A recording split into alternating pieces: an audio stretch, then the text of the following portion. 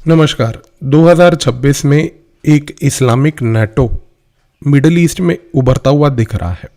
ये आज की डेट में एक ऐसा अलायंस फॉर्मल लेवल पर दिख रहा है जो कि लोग कहते हैं और सुरक्षा एक्सपर्ट्स और स्ट्रेटेजिक एक्सपर्ट्स कहते हैं कि बहुत ही ज़्यादा आइडेंटिकल है North Atlantic Treaty Organization NATO को लेकर। पर यहाँ पर अगर हम देखें तो कहीं ना कहीं जो स्ट्रेटेजिक कन्वर्जेंस कुछ सिलेक्टेड मुस्लिम मेजॉरिटी कंट्रीज़ में दिख रहा है वो कहीं ना कहीं अलग है नेटो से। अगर नेटो बना था कोल्ड वॉर के दौरान और सबसे इम्पोर्टेंटली वर्ल्ड वॉर 2 के ख़त्म होने के बाद, जिसका उद्देश्य एक विचारधारा यानी कि कम्युनिज्म यानी कि जो सोवियत यूनियन की आइडियोलॉजी थी, अगर उसको काउंटर करने के लिए बना था, तो ये कहना गलत नहीं होगा कि ये जो इस्लामिक नेटो का गठन 2026 में देखने को मिल रहा है, इसमें किसी प्रकार की कोई विचारधारा वाली लड़ाई नहीं, बल्कि सबसे पहले तो यहाँ पर कुछ सिक्योरिटी एंग्जाइटीज, रीजनल राइवलरीज और कुछ ग्रेट पावर के रीअलाइनमेंट्स हैं जो इस पर्टिकुलर चीज़ को पहली बात तो ड्राइव कर रहे हैं। दूसरी सबसे बड़ी बात कि इंटरनेशनल रिलेशंस के थ्योरी के मुताबिक ये जो डेवलपमेंट हम यहाँ पर इस्लामिक नेटो की देख रहे हैं, ये आज की डेट में कुछ ऐसे कंडीशंस के तहत बन रही है जहाँ पर रीजनल लेवल की इंस्टेबिलिटी, जहाँ एक तरीके से स्टेट्स एक दूसरे के साथ कोऑर्डिनेट एक शेयर्ड आइडियोलॉजी पर नहीं बल्कि कुछ ना कुछ ओवरलैपिंग थ्रेट परसेप्शंस के बेसिस पर कर रहे हैं, वो एक ड्राइविंग फैक्टर यहाँ पर सबसे पहले तो दिख रहा है। एक साधारण लैंग्वेज में इस्लामिक नेटो के तहत कंट्रीज कोऑपरेट इसलिए नहीं कर रही हैं क्योंकि उनके पास एक कॉमन विचारधारा है, बल्कि वो इसलिए कोऑपरेट कर रही हैं क्योंकि कहीं ना कहीं ना तो वो एक दूसरे को बहुत डीपली ट्रस्ट करती हैं और इस ट्रस्ट के ब्रीच के साथ साथ कहीं ना कहीं उनके पास कुछ कॉमन डेंजर्स हैं। तो एक अजीब सी परिस्थिति है जिसको इंटरनेशनल रिलेशंस की थ्योरीज में कैप्चर करना रिलेटिवली टफ है। लेकिन फिर भी अगर हम रियलिज्म की थ्योरी के मुताबिक चीज़ को एनालाइज करने के बारे में चर्चा करें तो रियलिज्म जो कहती है कि जो आज स्टेट्स हैं वो सरवाइव करते हैं इस तरीके से एक एनार्किक कॉम्पिटिटिव वर्ल्ड में, जहाँ पर किसी प्रकार की कोई ग्लोबल अथॉरिटी उनको रेगुलेट और उनके बिहेवियर को रेगुलेट करने की नहीं होती। इस कॉन्टेक्स्ट में वो कहते हैं कि जो इस्लामिक नेटो है वो सबसे पहली बात तो प्रोमोट कर रहा है एक रियलिस्ट पर्सपेक्टिव के तहत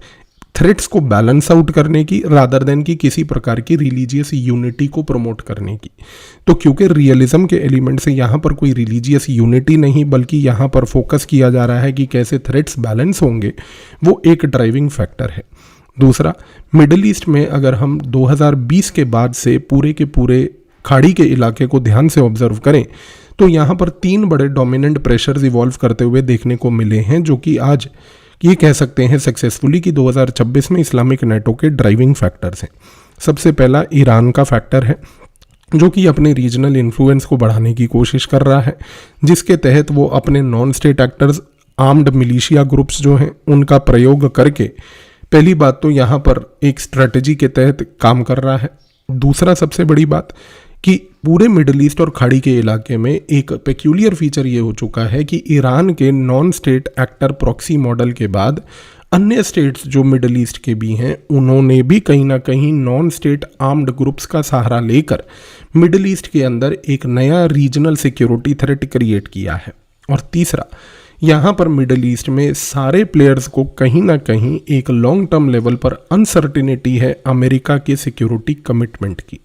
ये जो 3 फैक्टर्स हैं ये आज की डेट में एक ड्राइविंग फोर्स है जिसके तहत सऊदी अरेबिया हो या तुर्की हो या अन्य छोटे गल्फ के देश हों, वो पहली बात एक दूसरे के साथ कोऑर्डिनेट करके अपनी कैपेबिलिटीज़ को पूल कर रहे हैं बिना अपनी सोवरेनिटी को अफेक्ट करे हुए।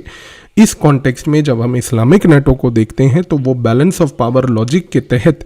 यानी कि यहाँ पर स्टेट्स किसी बड़े एक सिंगल एक्टर के डोमिनेंट होने से पहले ही इस रीजनल ऑर्डर को डिफाइन करने की रणनीति इस्लामिक नेटो में पहली बात तो देखने को मिल रही है। यहाँ पर जब हम इंटरनेशनल रिलेशंस के पर्सपेक्टिव से देखते हैं तो इस्लामिक नेटो को एक अलायंस थ्योरी भी बहुत अच्छे से एक्सप्लेन करती है। अलायंस थ्योरी ये कहती है कि कन्वर्जेंस जो होता है देशों के बीच में वो सिर्फ इनफॉर्मल ही नहीं और फ्लेक्सिबल ही नहीं होता बल्कि वो ट्रीटी बाउंड भी होता है, इस तरीके से कि ट्रीटी में यहाँ पर कोई फॉर्मल लॉजिकल बड़ी डीप इस प्रकार की कोई ट्रीटी का डॉक्यूमेंट तैयार नहीं किया जाता, बल्कि यहाँ पर कहीं ना कहीं एक यूनिफाइड एडवर्सरी को आइडेंटिफाई करके किसी तरीके से जो मल्टीपल थ्रेट्स उस एडवर्सरी के तहत इमर्ज कर रहे हैं उनको टैकल करने की एक रणनीति बनाई जाती है। तो अलायंस थ्योरी ये सजेस्ट करती है यहाँ पर कि जो थ्रेट परसेप्शंस हैं वो बड़े डाइवर्स हैं और कंट्रीज़ के बीच में ट्रस्ट काफ़ी लो है। तो इस रीज़न से कंट्रीज़ जो हैं एक लूज कोलिशन बनाती हैं रादर देन एक रिजिड अलायंस के।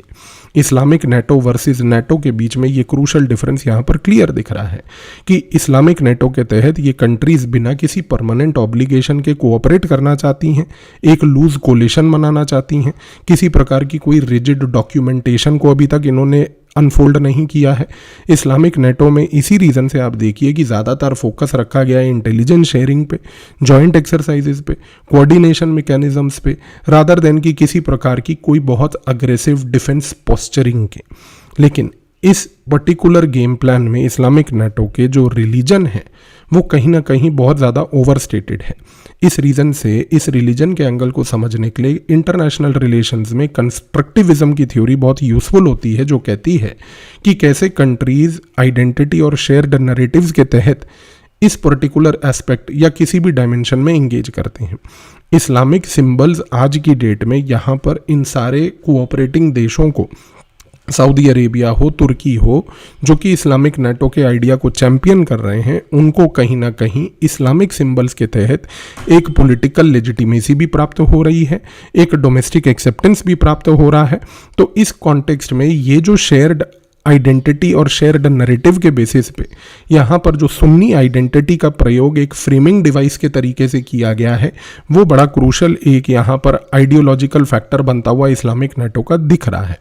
इस कॉन्टेक्स्ट में ये कहना गलत नहीं होगा कि यहाँ पर अगर हम देखें तो इस्लामिक नेटो के केस में नेशनल इंटरेस्ट, रेजिम की सिक्योरिटी, जियोपॉलिटिकल कैलकुलेशंस, ये सारी की सारी चीज़ें आज की डेट में डिसीजन मेकिंग को डोमिनेट कर रही हैं। इसी रीज़न से आप समझने की कोशिश कीजिए कि क्यों इस्लामिक नेटो के तहत आज इवन जो हिस्टोरिकल राइवल्स हैं, खास करके अगर हम बात करें तुर्की और सऊदी अरेबिया की, डिस्पाइट कि उन दोनों में आइडियोलॉजिकल लेवल पर काफ़ी डिफरेंसेस हैं, क्योंकि सऊदी अरेबिया एक जगह पर अपने आप को चाहता है कि वो पूरे मुस्लिम वर्ल्ड का लीडर बने, और इसी तरीके से जो सुन्नी कंट्री तुर्की है वो भी एक नियो ओटोमोनिज्म के तहत यहाँ पर अपना गेम खेल रहा है। लेकिन जो जियोपॉलिटिकल अनसर्टेनिटीज़ हैं वो आज की डेट में ज़्यादा बड़े फैक्टर्स हैं जो इन दोनों देशों को एकजुट कर कर यहाँ पर एक ड्राइविंग फोर्स बनाकर इस्लामिक नेटो के तहत, कंस्ट्रक्टिविज्म के तहत एक शेयर्ड आइडेंटिटी यानी कि रिलीजन के बेसिस पर कोऑपरेट करने की कोशिश करवा रहे हैं। सिमिलरली इस्लामिक नेटो के तहत हम ये भी कहते हैं कि स्टेट्स जो हैं वो हेजिंग बिहेवियर शो कर रहे हैं। हेजिंग बिहेवियर एक ऐसा कॉन्सेप्ट है इंटरनेशनल रिलेशंस में जो कहता है कि स्टेट्स आज की डेट में मल्टीपल स्ट्रेटजीज़ को परस्यू करते हैं अपने रिस्क को रिड्यूस करने के लिए। मिडल ईस्ट के जो स्टेट्स हैं वो आज की डेट में कहीं पर भी अगर हम देखें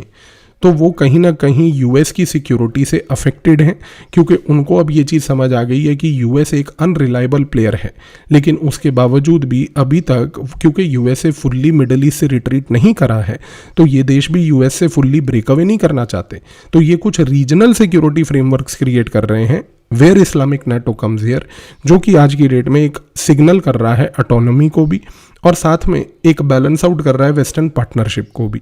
इसी रीज़न से हम कहते हैं कि ये जो हेजिंग है ये आज की डेट में वल्नरेबिलिटीज़ को रिड्यूस कर रही है पॉलिसी शिफ्ट्स के तहत, जिसके तहत कहीं ना कहीं अभी भी यूएस की अनप्रेडिक्टेबल लीडरशिप फिर भी एक्सेप्टेबल है। लेकिन इस्लामिक नेटो इस कॉन्टेक्स्ट में एक स्ट्रेटेजिक इंश्योरेंस बनकर आ रहा है rather than replacement for the US for the time being. लेकिन कहीं ना कहीं लिबरल इंस्टीट्यूशनल पर्सपेक्टिव जो है इंटरनेशनल रिलेशंस में वो कहता है कि यहाँ पर फॉर्मल जो इंस्टीट्यूशंस हैं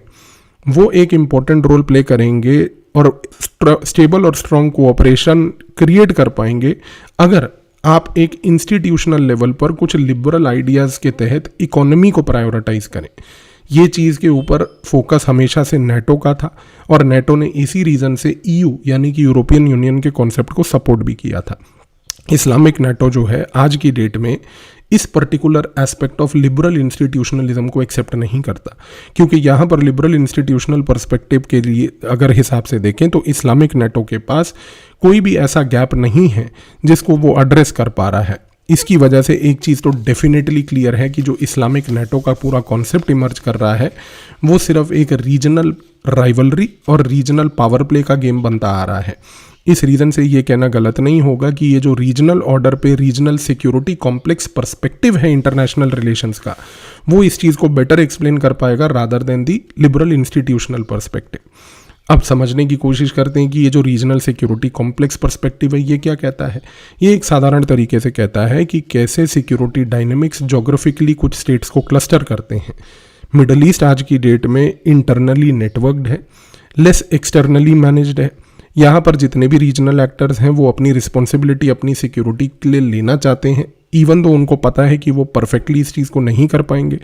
इसके बावजूद भी जो है कहीं ना कहीं वेस्टर्न इंटरवेंशन को वो लोग बैलेंस आउट करके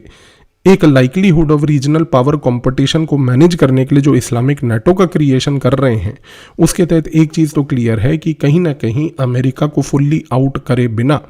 अपनी सिक्योरिटी को खुद मैनेज करने की एक रणनीति के तहत जो इस्लामिक नेटो की कंट्रीज़ ने यहाँ पर गेम खेलने की कोशिश की है, वो कहीं ना कहीं डेफिनेटली एक इमर्जिंग चैलेंज बनकर आ रहा है। एक चीज़ इस पूरे डिबेट से क्लियर हो जाती है कि इस मोमेंट पर मिडिल ईस्ट के अंदर एक सिक्योरिटी लेवल पर बहुत बड़ा वॉइड है। ना तो अमेरिका यहाँ पर फुल्ली इन्वॉल्व है और ना ही यहाँ पर फॉर दैट मैटर जो है मिडिल ईस्ट का कोई ऐसा प्लेयर है जो पूरे एरिया और रीजन को डोमिनेट कर पाए। तो ये जो इस्लामिक नेटो का कॉन्सेप्ट है ये कहीं ना कहीं क्लियरली आज इंडिकेट करता है कि मिडिल ईस्ट में एक सिक्योरिटी लेवल का चैलेंज अभी भी बरकरार है, जिसको लेकर फुलफिल करने की कोई भी पावर लॉन्ग टर्म कमिटमेंट के लिए यहाँ पर आई नहीं है।